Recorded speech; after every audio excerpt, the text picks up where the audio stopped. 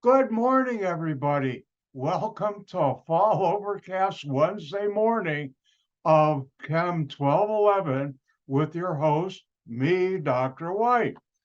And so far, our country is still alive after yesterday's election. But, anyways,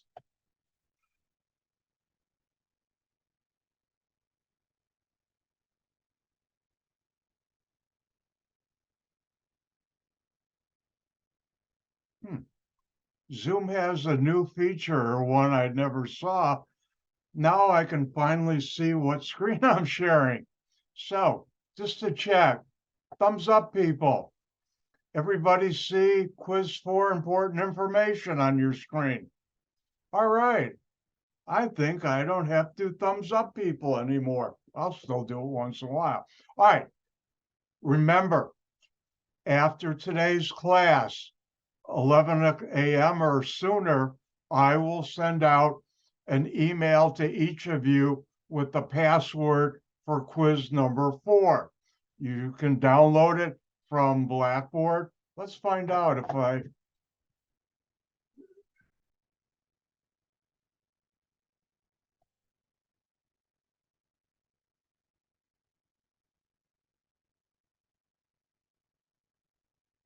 I'm going to go to student view. I'm in student view like you would see Blackboard. Mine has where I can change things you can't. If you look at the assignment, we now have quiz number 4. There's the PDF file. At the bottom is a periodic table. And in case you need it, instructions for how to take and upload my test and quizzes too. And also, if you need it, Cam Scammer. I think most of you are using it, already know about it. All right, so that's all ready for you to go. I can exit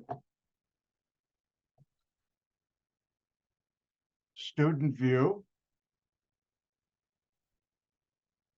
And remember, you'll have until 11 a.m. tomorrow, which is 24 hours, more than enough time to take quiz number 4. Remember, I reserve the right to subtract up to 25, yes, 25 points from your quiz number 4 total points for anyone who does not follow instructions. That means upload your test as a single PDF file or doesn't upload it on time. And by next Sunday, I will have uploaded the scores for quiz 4 to Blackboard. I'll send out an email to that effect.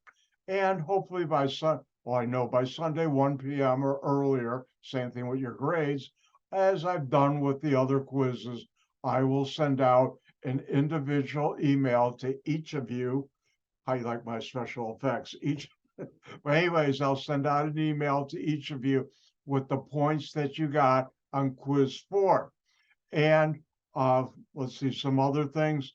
On Monday, I will go through quiz 4 answers, but I'll cut it out of the video. Snip, snip, snip. But anyways, I'll cut it out of the video for Monday's meeting next Monday. But come to my office hour, email me, and I can always set up a special Zoom meeting to meet with you to go over the answers. Now, one other thing I'll be doing this time, I didn't forgot to last time. Oh, that's good. No, not drink blueberry tea. I will be making invisible for a while. I have that power. Some of the YouTube videos just to make sure nobody's cheating. And with that, any questions about quiz number 4?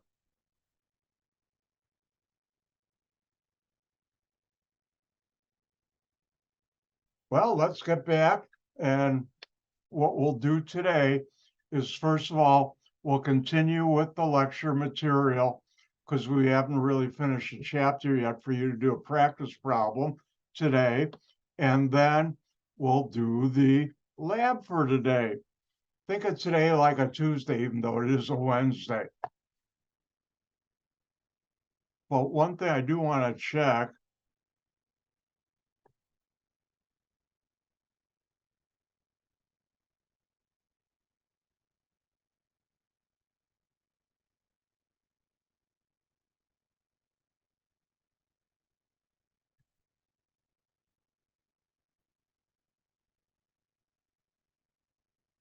So you see what I'm doing. I didn't have time this morning. I was up late watching election returns real late, but I'm wide awake now. All right, today is the week of this, and we're right on schedule. We're doing chapter 15, and we'll finish it up next week. So we're right on schedule. If you notice, we don't have that much time together. Oh, that's sad. But anyways, let's get to work. Let me get rid of this. Let's go to here.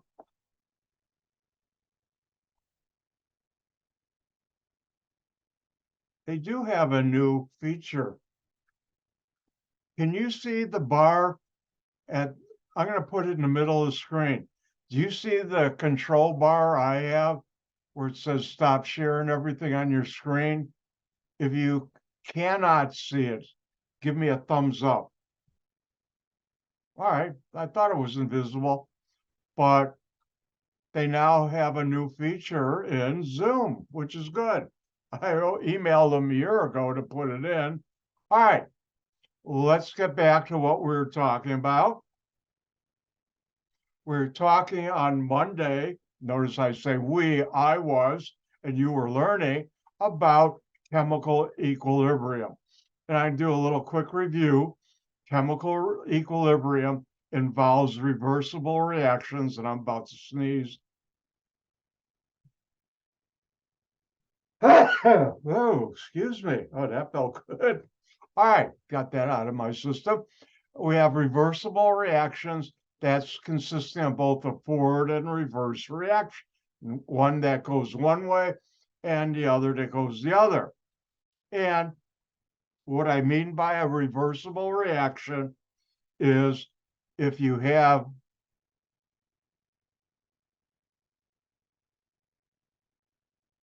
all right, what's wrong?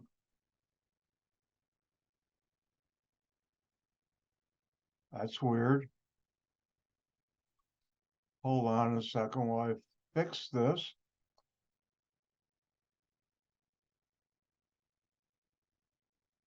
My cursor looks different. Huh. Well, anyways,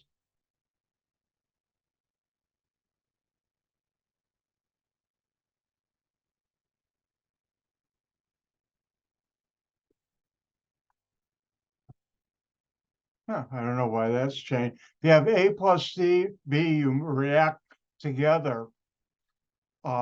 Let me try something. Hold on.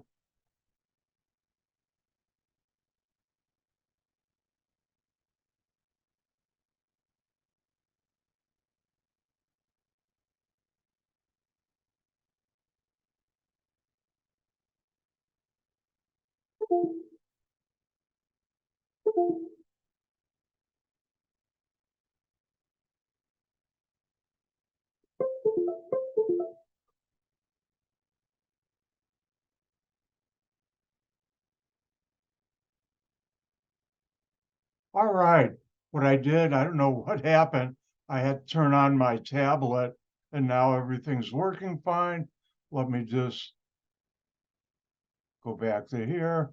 We're back in business. Sorry about that. I don't know what happened. Maybe it's just spooky Wednesday, computer time. All right, let's get back to work. And let me erase all this garbage on here. That's better. Sorry about technical difficulties. All right, if you have the reactants, A and B, they make the products, C and D. Now, this happens when you mix A and B together.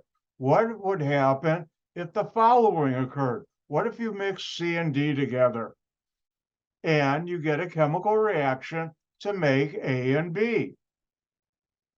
In this second one, let's call this 1, 2, C and D are the reactants, and A and B are the products. And these are reversible reactions because one goes this way. And if you look at two, it's really going the opposite way of reaction one. And the way we show that is by this.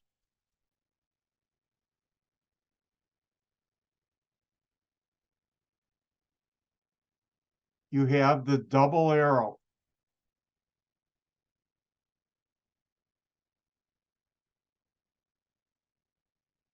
And that tells you have what's called a chemical equilibrium. You have reversible reaction. A plus B will make C and D, but C and D will make A plus B. And we call this a chemical equilibrium. And something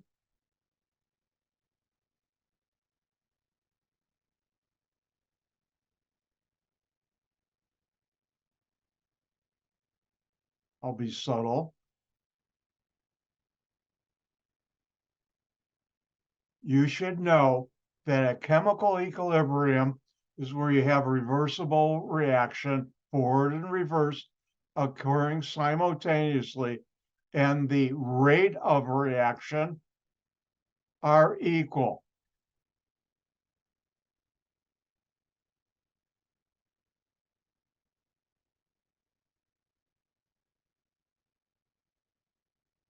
In a chemical equilibrium, we have forward and reverse reactions. The chemical rate is the same going forward and backwards. And remember, we talked about the chemical rate. That's how fast reactants are disappearing, being used up, otherwise known as consumed, and how quickly products are made. So in a reverse chemical equilibrium, the forward rate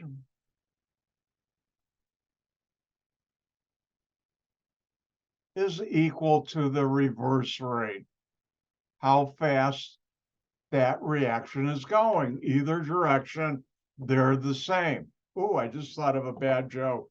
It's awful humor. Have you ever seen on the cartoons, which way did they go? Which way did they go? Oh, I promised bad humor. I gave it. All right, now, when we talk about equilibrium, and we started this the end of Monday, I talked about the equilibrium constant. And the equilibrium constant is a number that shows a relationship between the concentration, how much you have of the reactants and the products in a system. I will never ask you what is the definition of an equilibrium constant. However, you should know. Oh, it's working. I just checked to make sure I don't have to ask. You should know this.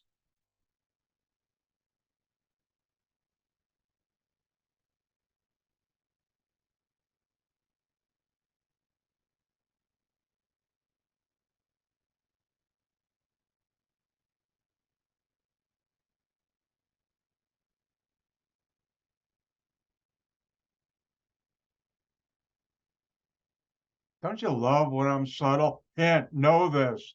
For the following equilibrium, how do you know it's a chemical equilibrium? The double-headed arrows.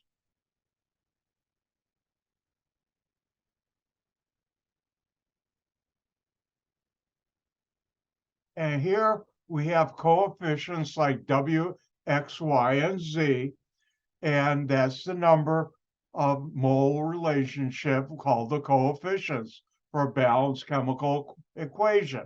And the equilibrium constant, KEQ, K is the letter chemists use for constant, not the letter C, and subscript EQ, because there's another constant I'll teach you about later in the semester. And that equilibrium constant, a number, is equal to the concentration Notice when you have a chemical structure in brackets for this reaction, it's concentration, moles per liter of whatever chemical. And here we have the products on top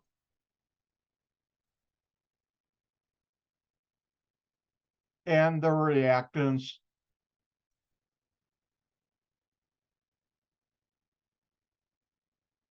on the bottom.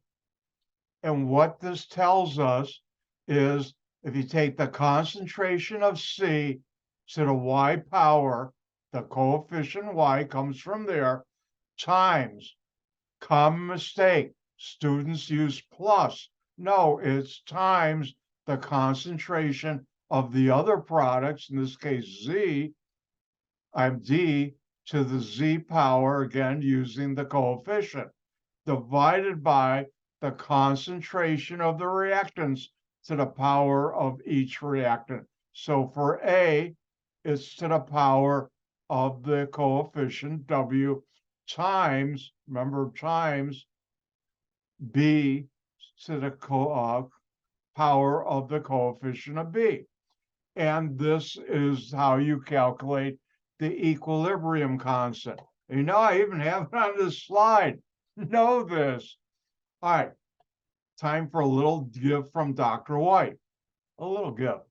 Now, other instructors will give a problem if the equilibrium, if what's the equilibrium constant for this equilibrium? If you have so many moles per liter of A, so many moles per liter of B, and C and D. Guess what? I've never done that in my career, but I have used equilibrium constants a lot. When I talk about career, I'm talking about when I worked in the chemical industry for many decades. You can tell I'm not young. See, but anyways, so I won't do that. What I will ask you to do is know how to set up a chemical equilibrium.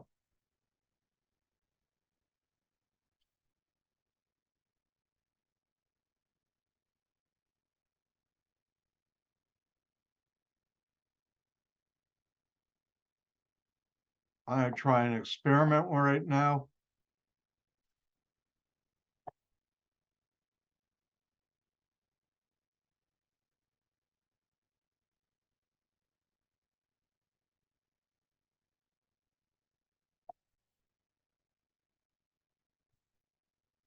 Oh, it worked.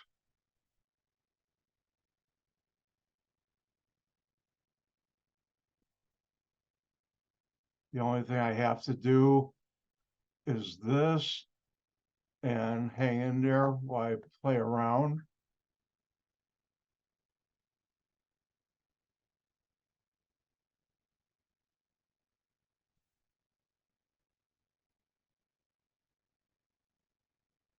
Actually, it probably would have been quicker for me to just rewrite this whole thing, but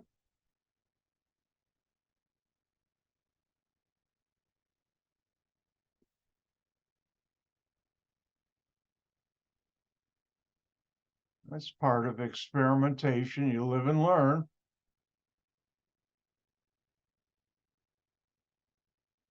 All right, everybody see the equilibrium constant on your screen? Thank you. All right.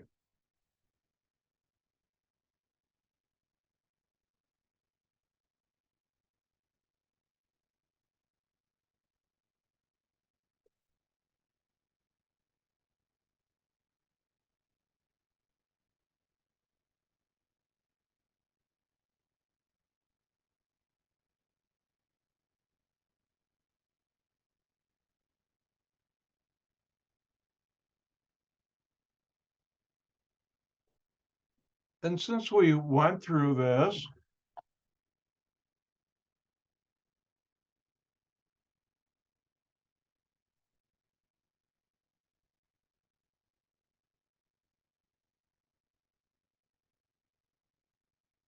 what's the equilibrium constant?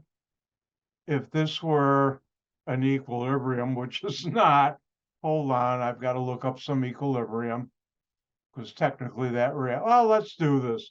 why don't you, even though it's not really an equilibrium, I just made it one, what would be the equilibrium constant if that was truly an equilibrium?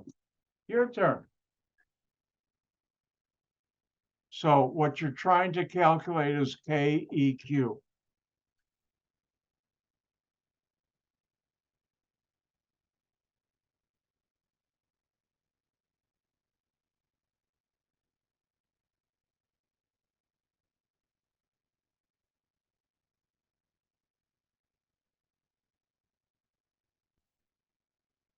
And when you're done, give me a thumbs up.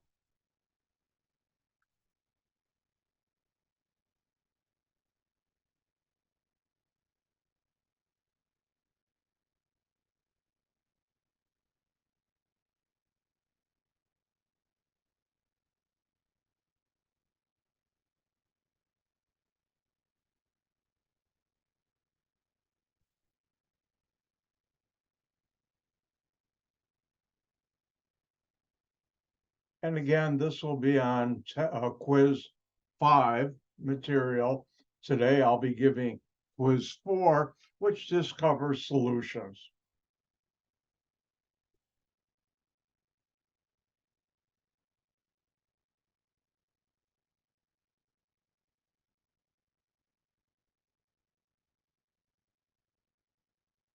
And when you're done, give me a thumbs up, or I guess you can give me a thumbs down too, or any other emoji you'd like to use.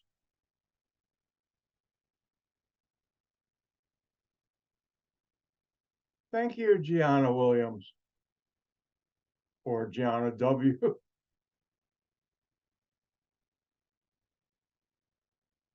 Thank you, Gianna J.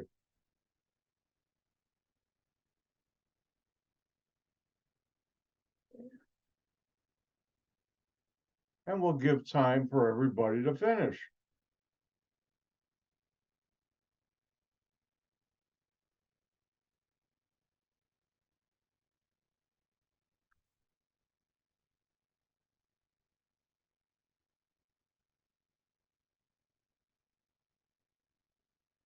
All right, my turn. How do you do the equilibrium constant? It's the concentration of the products to the power of the coefficient divided by the concentrations of the reactants to the power of coefficient. So what's the product? It's always on the right, and the reactants are always on the left. So KEQ equals the concentration of water, and notice the coefficient is 2, so it's squared divided by the concentration of hydrogen gas. Notice it's got a coefficient of 2, and times the concentration of oxygen. And notice the coefficient here, there's none, which means it's really number 1, and you don't have to put a 1 up there, and this would be the answer. Oh, let's do another one.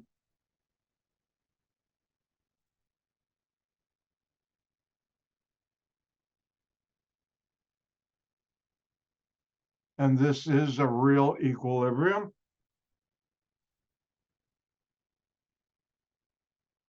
And why don't you figure out the equilibrium constant for that compound?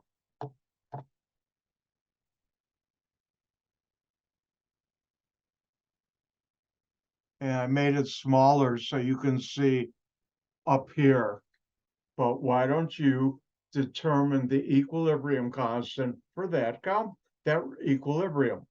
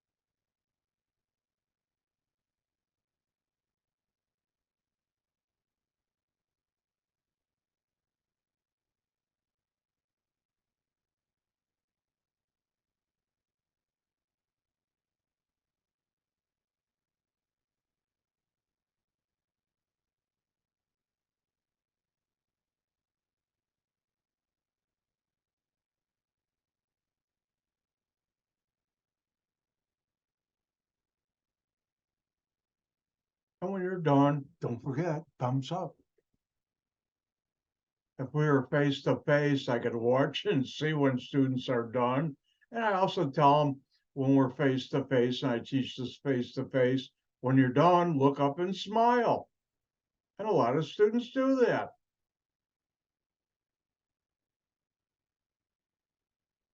Thank you, Gianna W.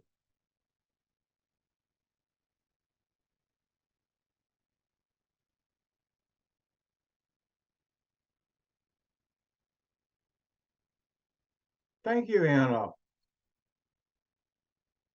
And we'll wait for everybody to finish, and everybody finish. Thank you, Gianna J. All right, let's do it. How do you do that? K equilibrium equals concentration of the products, and there's only one, ammonia, NH3. Notice the coefficient is 2 to the power of 2 squared, divided by the concentration of the reactants, this side, and we have nitrogen gas, N2, and notice there's no coefficient, which means number 1, so we don't put anything. Then it's times the concentration of hydrogen gas, H2, and notice the coefficient is 3, so it's to the power of 3. And this is how you do it. Now, one of the things I see that students do, which is wrong, is for this type of problem,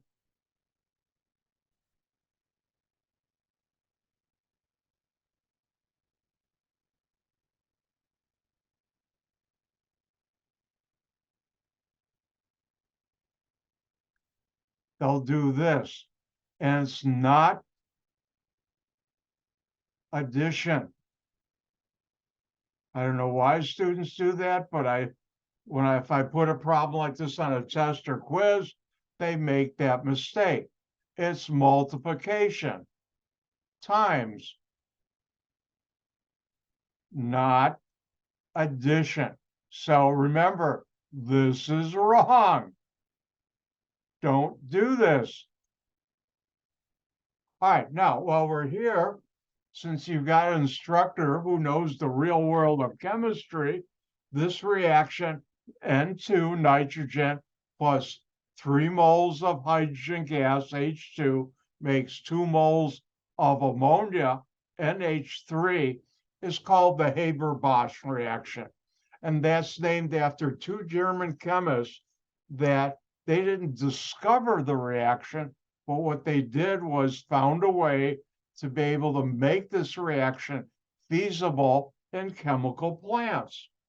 And this small little reaction, nitrogen gas, hydrogen gas, makes ammonia, NH3, changed our world. What? It did. And how did it do that? By being able to make ammonia, NH3, in a chemical plant now. Before you couldn't, you had to get it from animal and human sources, yicky, but that's how, which meant there was a small amount available to the world. Now, by nitrogen gases in our air, hydrogen gas is easily available. You mix 2 together, and Haber and Bosch found a catalyst that made that equilibrium feasible to make more ammonia. We now had a very large supply of ammonia available. And that did 2 things that affected our world. Number 1, by having a lot of inexpensive, cheap ammonia, companies could now make a lot of cheap fertilizer, which meant, especially in the United States, the American farmer, especially now having access to cheap fertilizer, could grow a lot more food on a certain acre of land. And because of that, in the United States and worldwide, but really a major increase in the United States, there is more food available, and therefore that supported a higher population on our planet, which had happened. Now, that's the positive thing from that reaction.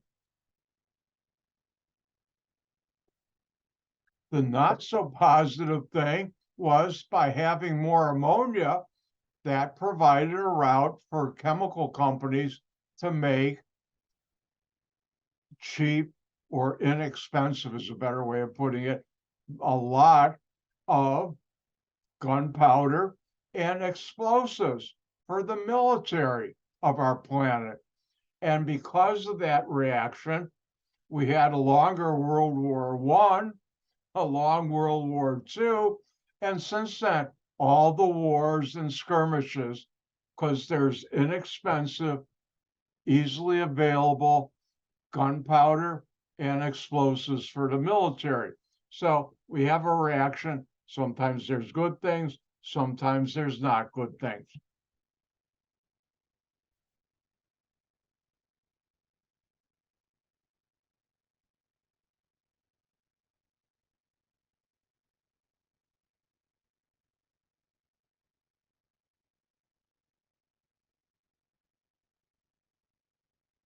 Well, I don't have to do a thumbs up.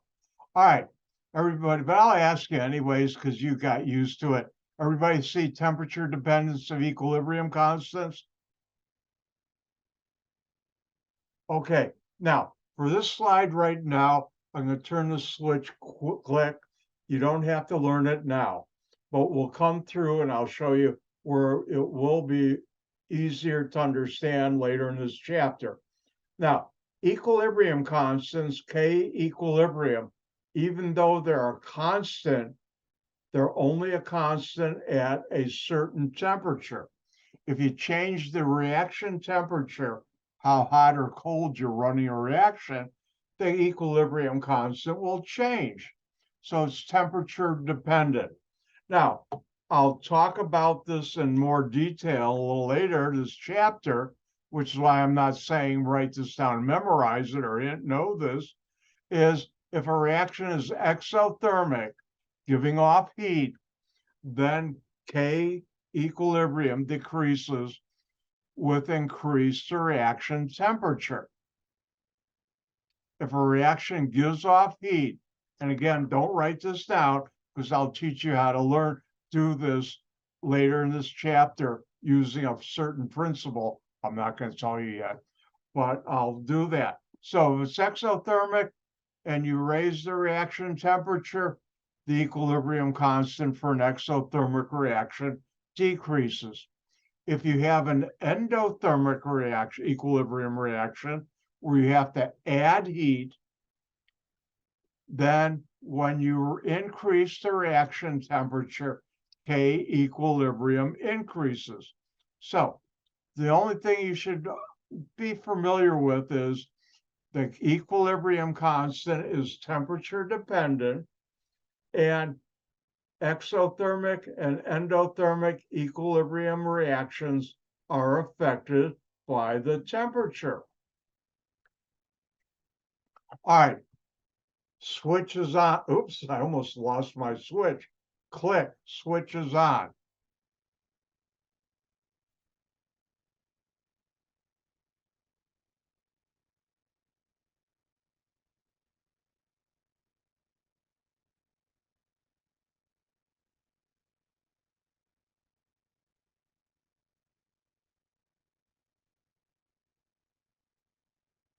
All right, when we talk about the equilibrium constant, KEQ, why bother doing that?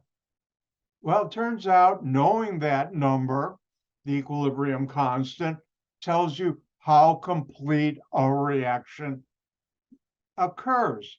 And the magnitude, how big or small K equilibrium conveys information, how far the reaction proceeds to completion. Now, the larger K equilibrium is, the more products are made. And let me go to my whiteboard because I don't have see examples, reactions with K equilibrium, the significance of large and small K equilibrium.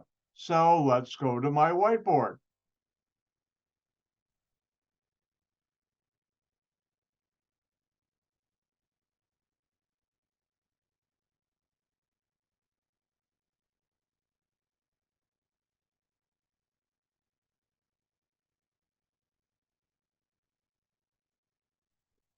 Let's assume for the equilibrium constant or chemical equilibrium, A plus B makes C plus D, C plus D makes A plus B, and you know it's an equilibrium because the double-headed arrow and the rates are the same.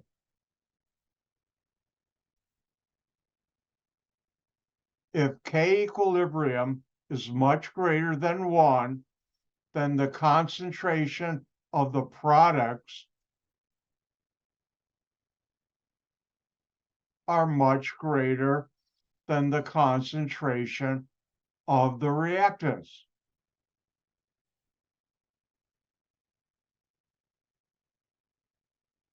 And that means you're going to make, when you mix it, even though the rates are the same, the amount of C and D is going to be much higher than A and B. And I better be subtle again.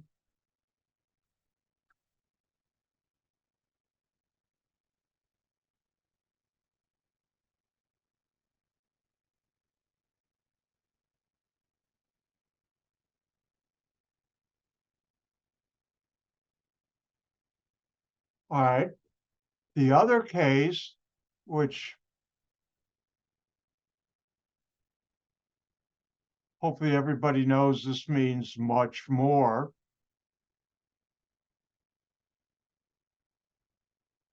And this means much less.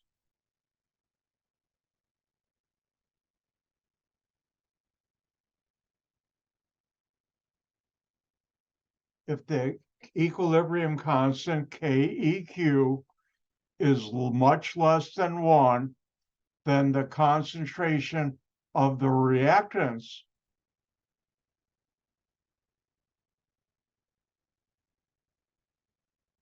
have to be much greater than the amount or concentration of the products. Now, these are two things you should know. Why is this true? Well, let's just look at the equilibrium constant for this reaction.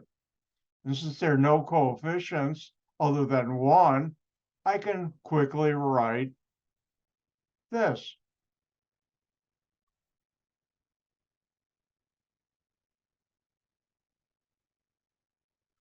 Now, if we look at this equation, if K equilibrium is much greater than 1, that means the top concentration number, which is this multiplied by this, is much greater than the bottom. Remember, I still remember it. The numerator is greater than the denominator in first grade. Why do I still remember this? Our teacher taught us, how do you remember that? Think of Notre Dame, ND. By the way, I went to Michigan State and we hated Notre Dame football team and other sports teams.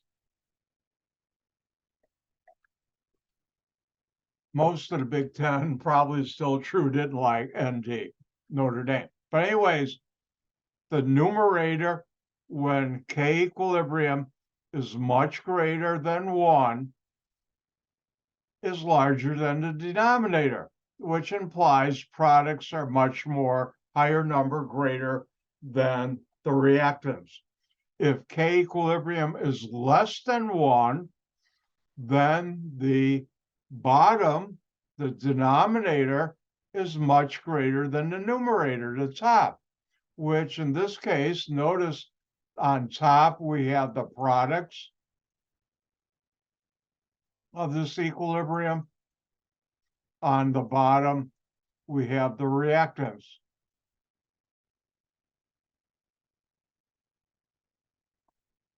And that's something you should know.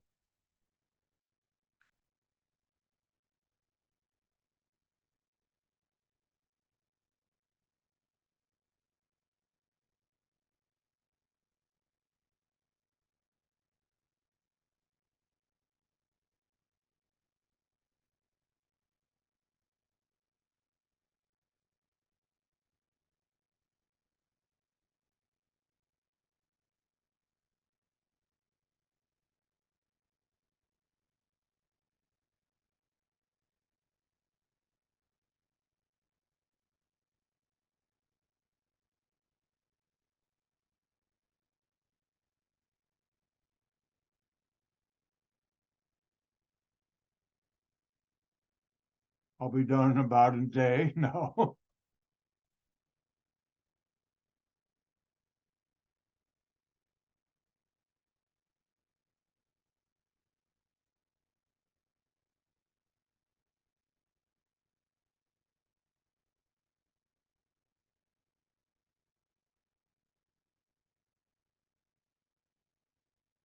All right, let me find an example.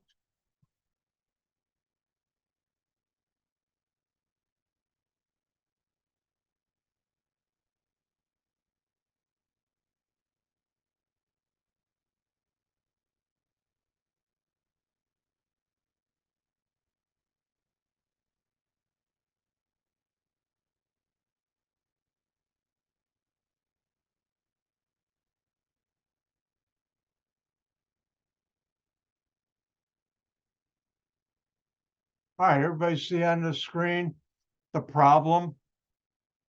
Thank you. All right, so the question is, for the following equilibrium, please indicate the relative amount of products and reactants. And if you notice, K equilibrium, which you're given, is 2 times 10 to the 11th. And that's a number much, much greater than 1. So immediately we know for this reaction,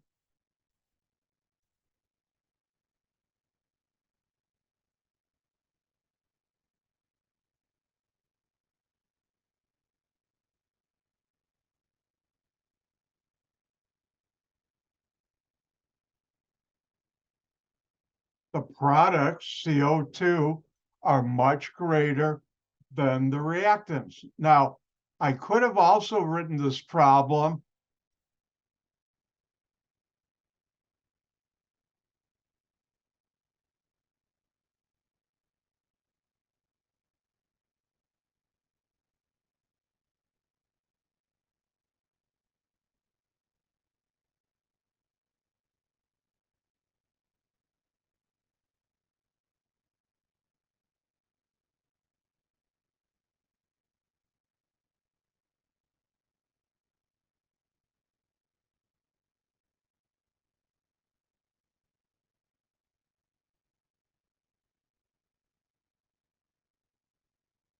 everybody see for the same equilibrium, I could have also written a problem like this. For the following, indicate the relative amounts of O2 and CO2. And once again, look at the chemical equilibrium. It's much greater than 1, 10 to the 11th. 2 times 10 is much greater than 1. And then we know when the equilibrium constant is much greater than 1, products concentration are much greater than the reactants. Well, here you have to know this side is the product or products, and this side is the reactant or reactants. So immediately we know the concentration of CO2 is going to be greater than the concentration of O2. And that's how you use magnitude. And if I look at the clock, it's about time for a break. So we're almost there. Let's come back at 9. Oh, it just turned on my clock. Come back in 5 minutes, 9:55. We'll continue a little longer. and then we'll do the lab. I'll see you in 5. I'm going to get up and stretch.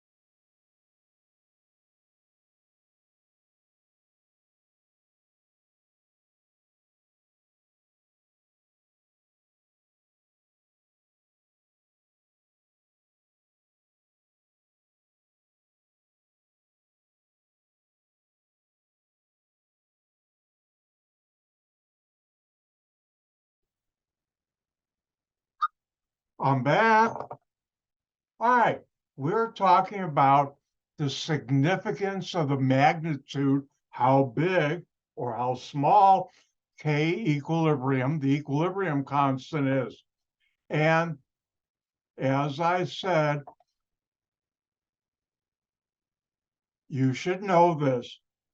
When K equilibrium is much greater than 1, large, the concentration of the products are greater than the concentration of the reactants. Ooh, the S fell off here. It's back. All right. And when the equilibrium constant, KEQ, is much less than 1, the reactants are greater than the products. So let's do another one.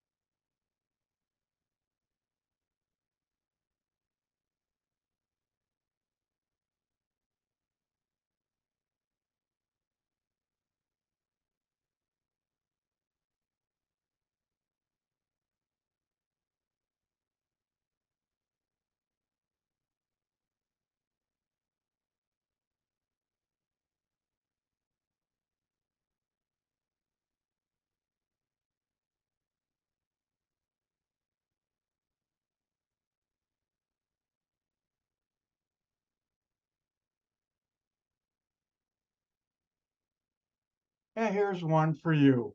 For this reaction, this equilibrium, predict the relative amounts of nitrogen gas, N2, and nitrous oxide, NO. Your turn.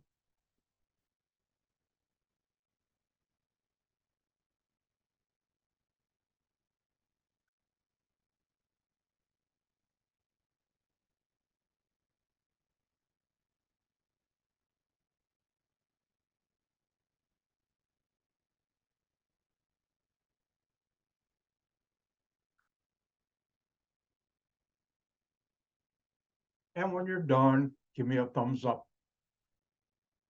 or a thumbs down or any of the other emojis.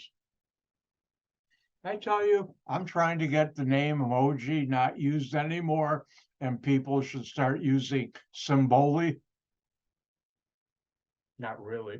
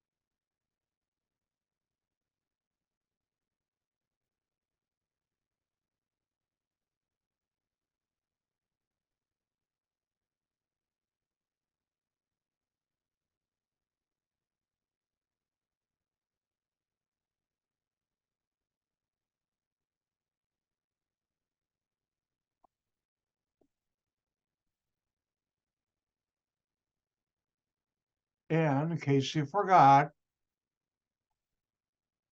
here's something that will help you out. When K equilibrium is greater than 1, this is true. When K equilibrium is much less than 1, this is true. Remember, the reactants are on the left, product or products are on the right.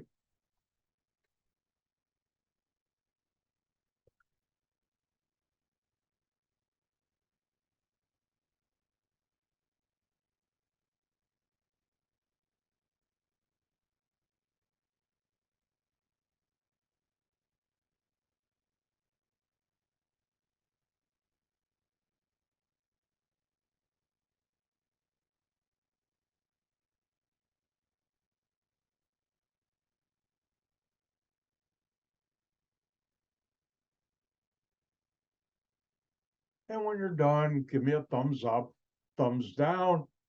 I don't know. They don't have this on there. Or you can turn on your webcam and say, I'm done. Thank you, Gianna J. Thank you, Gianna W. And we'll wait for, thank you, Anna. I don't use your last initial because you're the only Anna. All right, let's do it. How do we determine what's the relative amount of nitrogen and nitrous oxide? You look at the equilibrium constant, KEQ. Is this number much greater than 1 or much less than 1? And anytime you see 10 to the minus whatever, it's much less than 1. So we know KEQ is much less than 1 for this example. And therefore, we know that the concentration of the reactants is greater than the concentration of the products. And for here, don't forget, this side is the reactant,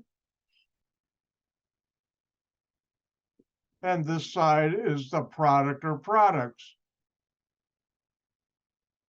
Therefore, by knowing K equilibrium is much less than 1, we know that the concentration of nitrogen is going to be greater than the concentration of nitrous oxide, because the reactants are always going to be greater than the products when K equilibrium is much less than 1.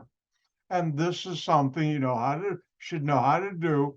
And if you look at practice problems for this chapter 15, you'll have a way to practice it. All right, let's continue on for a little while, and then we'll do the lab.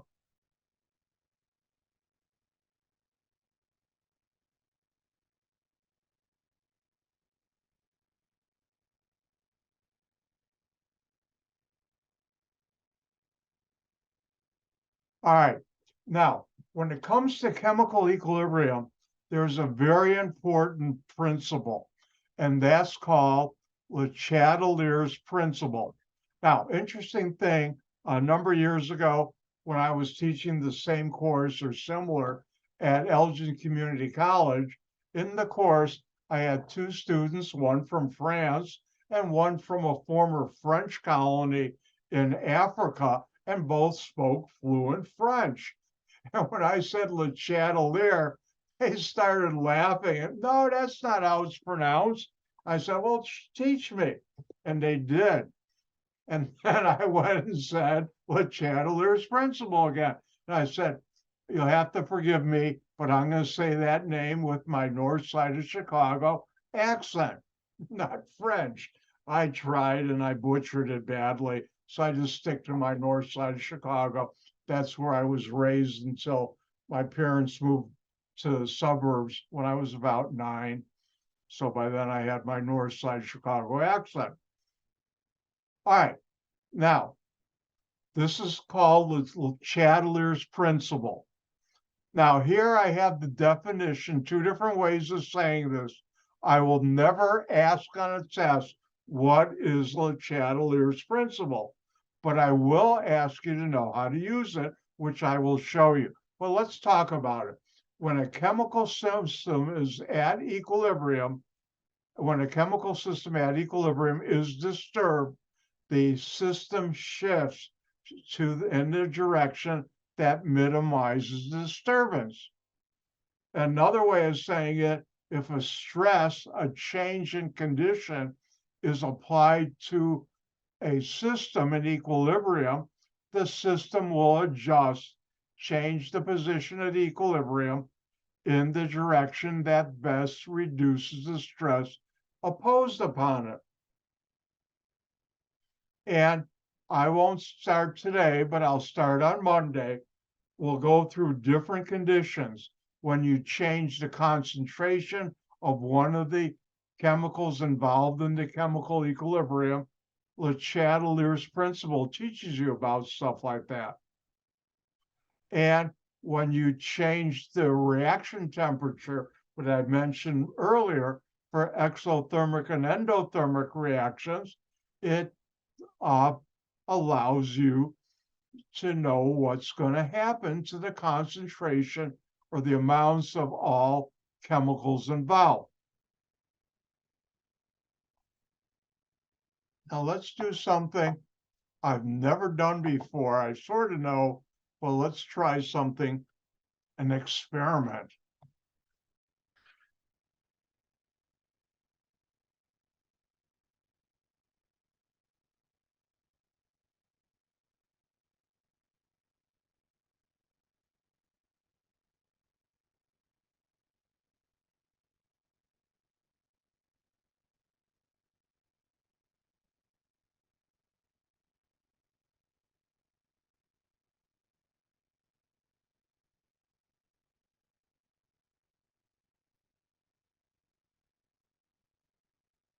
Well, this experiment, let's try one real quick. Let's do this.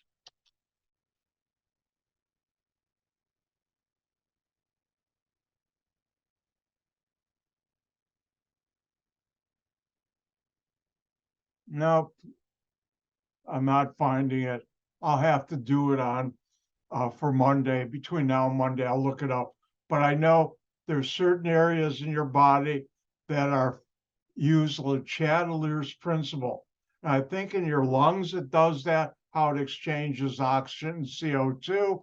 And I believe either your kidneys or liver functions using Le Chatelier's principle. And on Monday, we'll go into it. Now, everybody take a deep breath. Let it out. Take a deep breath. Let it out. Are you all nice and relaxed? Stay that way. When I go through on Monday, Le Chatelier's principle, it's one of the things that gives students a lot of problems. Relax, take a deep breath, relax. I'll go through enough examples, so hopefully it won't give you a problem. Plus, we have practice problems. All right, if I look at the clock, and I just did, I've got one up here, got one over here, I've got one down here where my computer is. Guess what time it is? It's lab time. And today's lab looks quite interesting. So let's get to lab. Let me close something first.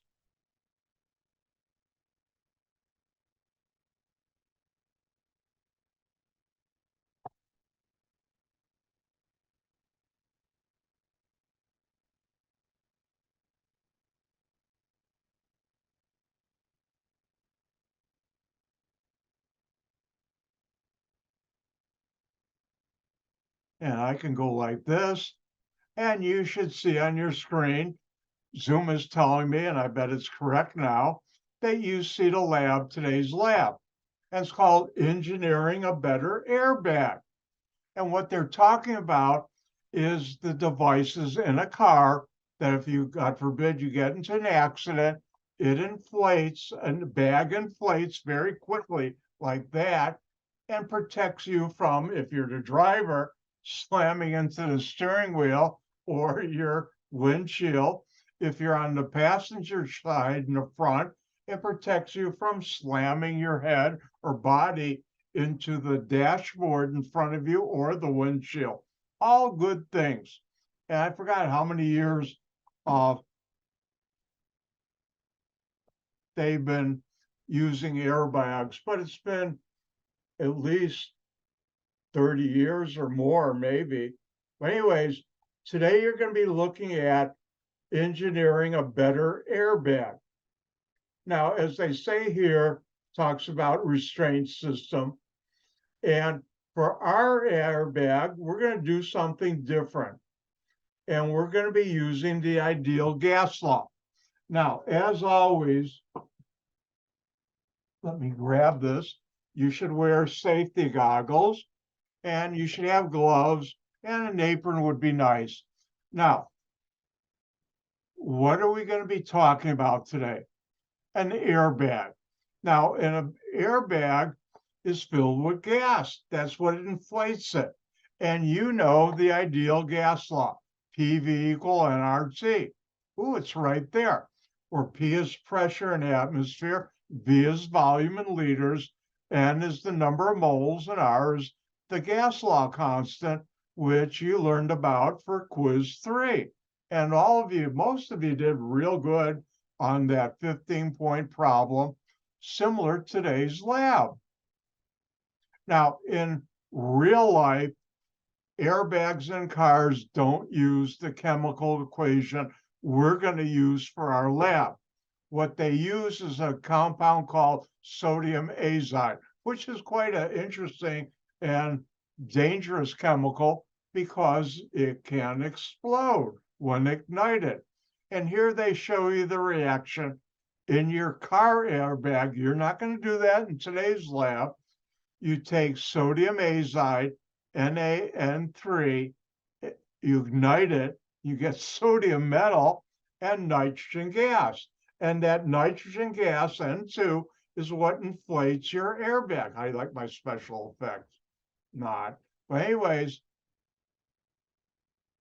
it turns out, and I learned something new when I read this lab, I didn't realize you were making sodium. In there, they have a small amount of iron oxide. You know that as rust, but it's also a chemical. And that immediately reacts with the sodium metal. You don't want sodium metal around. That's quite hazardous chemical to make sodium oxide, which is not an iron. And they have other things to keep it pliable and lubricated. And like I said, sodium azide is toxic, it's dangerous. They talk about, and I hadn't thought about this, I learned something new. In junk cars, that could be, well, that the different airbags could be environmentally hazardous.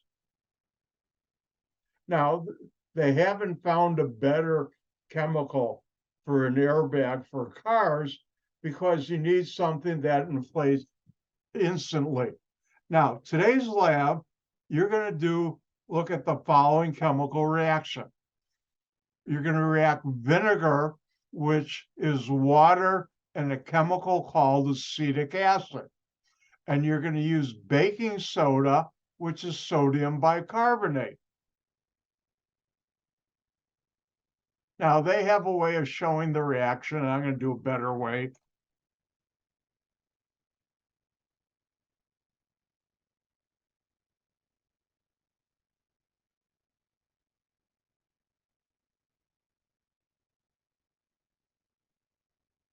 For today's lab, you're going to be investigating the reaction. This is acetic acid. We'll talk more about acetic acid in chapter 14 after we do chapter 15. And you react it with sodium bicarbonate.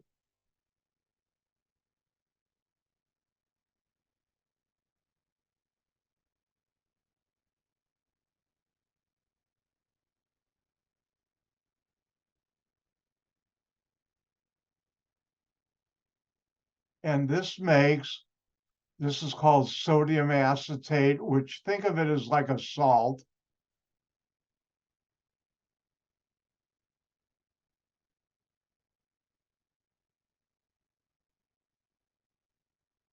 Now, in the lab, they show carbonic acid, which immediately breaks down, and I'm not going to show it, to CO2, carbon dioxide, which is a gas, plus water. And this is the chemical reaction you're going to be investigating. And notice 1 mole of acetic acid reacts with 1 mole of sodium bicarbonate to make 1 mole of carbon dioxide, because you learned that when we talked about balanced chemical equations. Now, quick story from Dr. White, maybe not that quick. This is the first chemical reaction I ever did with my hands. When you're born or before you're born, your body is doing chemical reactions, but this is the first one. And Yep, I got time. Dr. White's story. Back when I was about this small, 6 years old, maybe I was about this small, 6 years old, give or take a couple of months. My father, who was a pharmacist who loved chemistry. Why did I become a chemist? Anyways, he loved chemistry, showed me something really cool. When you were a 6 year old, it was really cool. I still remember, I can picture him showing it to me and me using it. And what did he do? Well, back then, and this you'll learn how old Dr. White is. Back in the 1950s, that's when I was about 6, in the middle of the 1950s, there was a space race between the Soviet Union, mainly Russia, and the United States. And all the kids' toys for boys had something to do with rockets, space, getting astronauts or satellites into outer space. That was all brand new, had never been done before. And there was this candy. And by the way, I'm going to do some artwork, so don't laugh too hard. That had, and it was only about this big, this tube, and had a cap that had fins on it. So it looked like a rocket ship. And inside this tube, there are these little beads of the most awful candy you ever had. How do you know? And these cost about a penny a piece or 2 pennies. They're quite inexpensive. How do you know it was the most awful candy? Because I and my friends, when we got one of those, we'd open it up, take the candy, and dump it into the garbage. What 6 year old wouldn't eat candy when it's awful? Well, anyways, what my father taught me was think of that little tube like a test tube. And if you take the tube from the rocket ship, invert it, and put in some acetic acid, which comes from vinegar,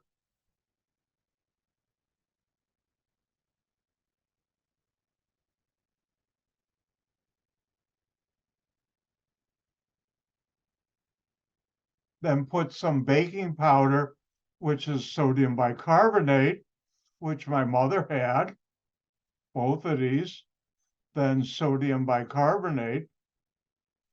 You know something?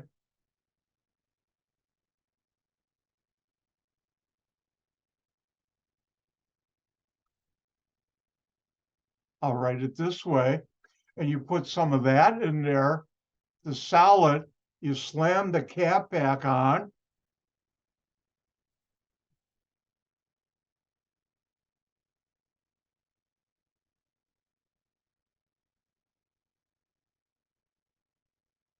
Sorry about the artwork. My mother was a very good amateur artist. My father was a very good amateur carver artist. Not one iota of it ever came off on me. But anyways, you slam the cap back on and shook it real quick and hold it by the fins. The CO2 gas builds up in there and the top flies off. And it looked like you just blasted off your rocket. Oh, was it fun? And if your timing was good, it'd go about 4 or 5 feet. And if you're 6 years old, that's amazing. Well, my friends and I did that a lot. My best friend at the time, he moved out of state decades ago. We lost touch with each other, Dickie Gale. He used up all his mother's baking powder. And she went to cook and used that, and the can was empty. He didn't tell her. Oh, did he catch it? So if you do this reaction at home with your mother's baking powder or whoever you're living with, make sure if you use it, all of it. But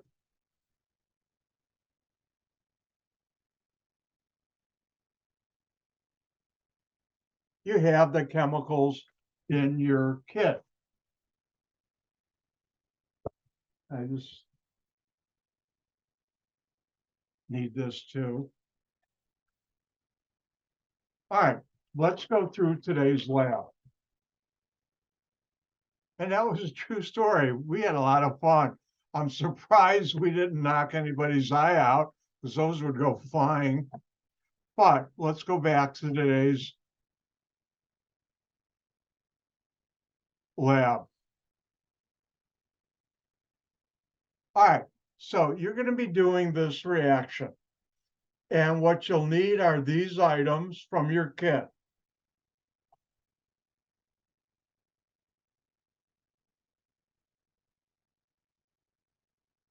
And in the procedure, here's the reaction. They show this right here, which the carbonic acid H2CO3 immediately breaks down to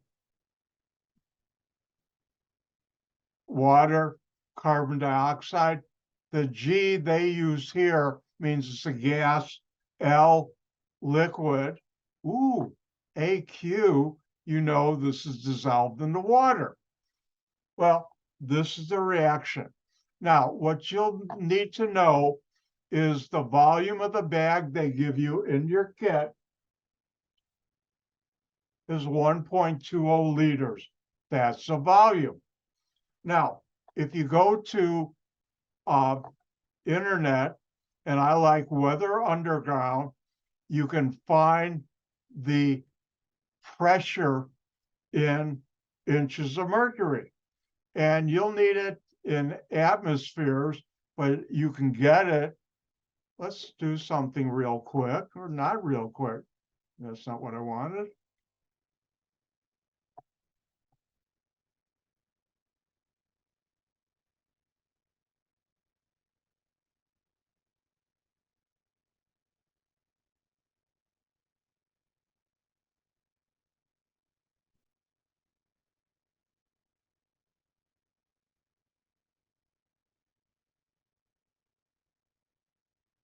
Everybody see Weather Underground for Glen Ellen?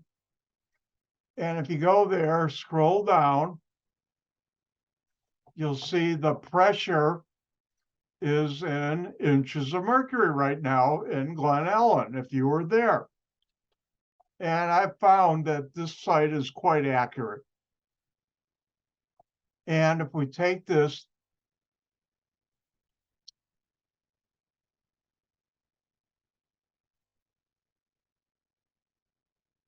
you could do this. Everybody see, I wrote in Google INHG to ATM. And here we had 30.25, which means it's 1.01 to 3 significant figures. So you can use this to find out the pressure wherever you are when you do the reaction. Today's lab.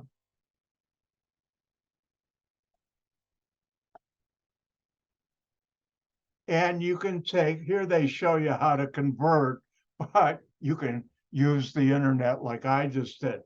You can measure the room temperature with your thermometer, degrees C, and you know from quiz 3, you can convert that into Kelvin by adding 273. So what you're trying to do is find out how many moles first of carbon dioxide do you need, and use PV equal nRT. And then for every mole you need a mole of sodium bicarbonate and a mole of acetic acid. And here they show you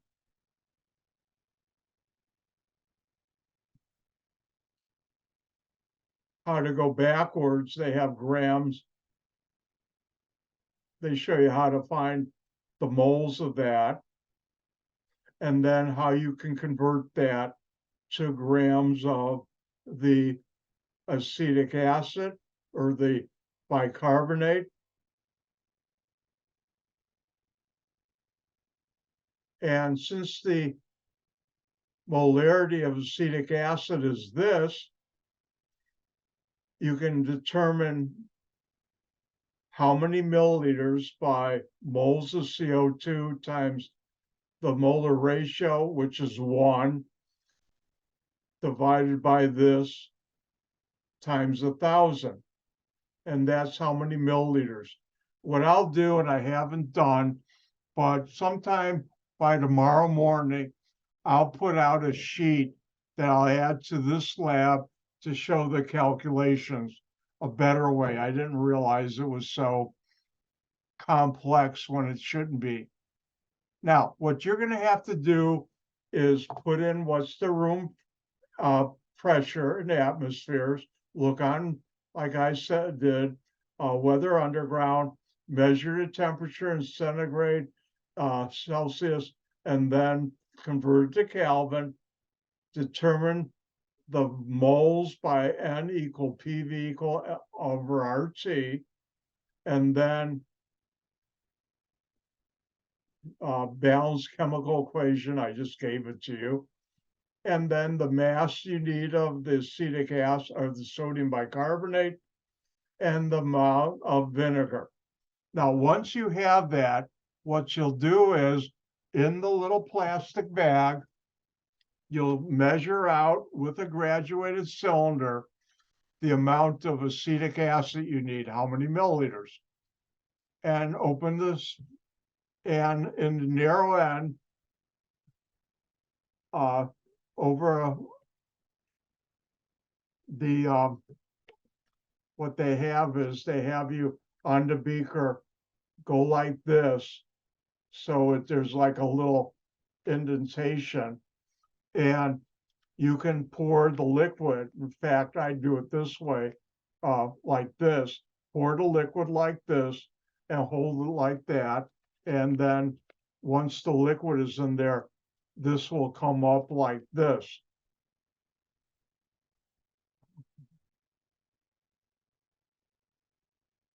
Once liquid's in there, if you put it over there, so this will be down on one side, this will be down on the other, like I have here, like that. And on this side, you'll put in the sodium bicarbonate.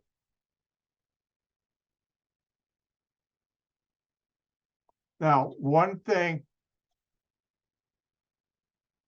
when you weigh your sodium bicarbonate, you have your balance. I've already gone through how to do balance. This is called a weigh boat. They're really neat. I like them. And you weigh it in here on your balance that's been zeroed. And once you have it in here, how do you get this into here? Well, watch closely. Take your fingers and each side of the weigh boat, hold it, and then pull up. And if you notice now, you can just tap it right into the bag on one side. And right after you do that, close this, shake it, and see how well it inflates. And you've made your own airbag. This is a really cool reaction in lab. Carolina labs have done a good job. What was it? 2 summers ago when I taught 1211 online, we used a other company's kit, and it was stinky. It was terrible. I had a technician, summer technician, a college student we hired. She was the sweetest, nicest person I've ever met in my life. And when she'd get mad, she'd say it's awful. When she got real mad, she'd say it's awful, awful. And those kits were awful, awful, awful, really bad. But this semester, the Carolina, pretty good. So you'll measure that, put it in, and seal it, shake it, and watch it inflate. And here's what it looks like. You might want to do this in your sink, or notice they have a little tray there. Then what you'll do, shake it, then repeat the same experiment, but add 0.3 more grams of sodium bicarbonate. Then you'll repeat it again and add additional, let's see, and also add an additional 5 milliliters of vinegar. That's trial number 2. And trial number 3, you'll add to the original amount that plus 0.5 grams of sodium bicarbonate, and you'll add a lot more vinegar too.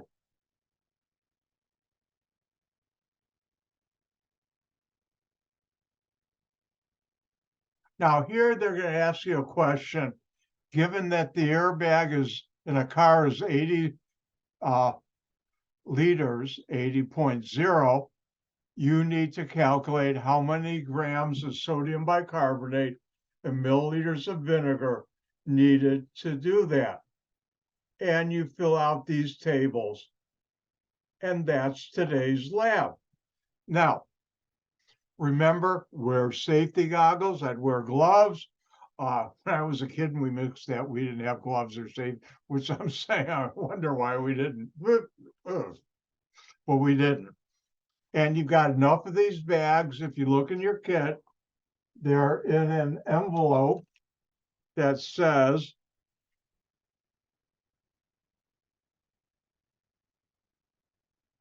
airbags, engineering and better airbag. There are a bunch of these in there. And they gave you more than 3. So if you mess up, you can go back and do that again. All right, now, again, in your kit, you'll find a bigger bag, and it has chemistry chemical set 1 is the label.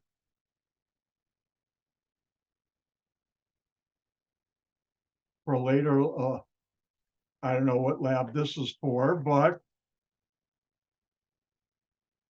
you have your baking powder and nicely, safely packaged. You have some vinegar. So you got all the chemicals you need and equipment. Remember, be careful when you're doing any experiments. And with that, I'm done for today. In about 5 minutes or so, give or take 5-10 minutes, because only 10:35, and I said by 11 o'clock, but in about 5-7 minutes, I will send out the password for quiz number 4. Remember, it's due tomorrow by 11 a.m. Upload as a single PDF file on Blackboard, and be on time. If you don't follow instructions or are late, I reserve the right to subtract up to 25 points from your point total for quiz 4. Remember, quiz 4 has 55 points, 5 bonus points. And with that, we're done for today. Don't forget, if you have any questions, I have my office hour tonight. And with that, I'll say, Gang gesund. Goodbye.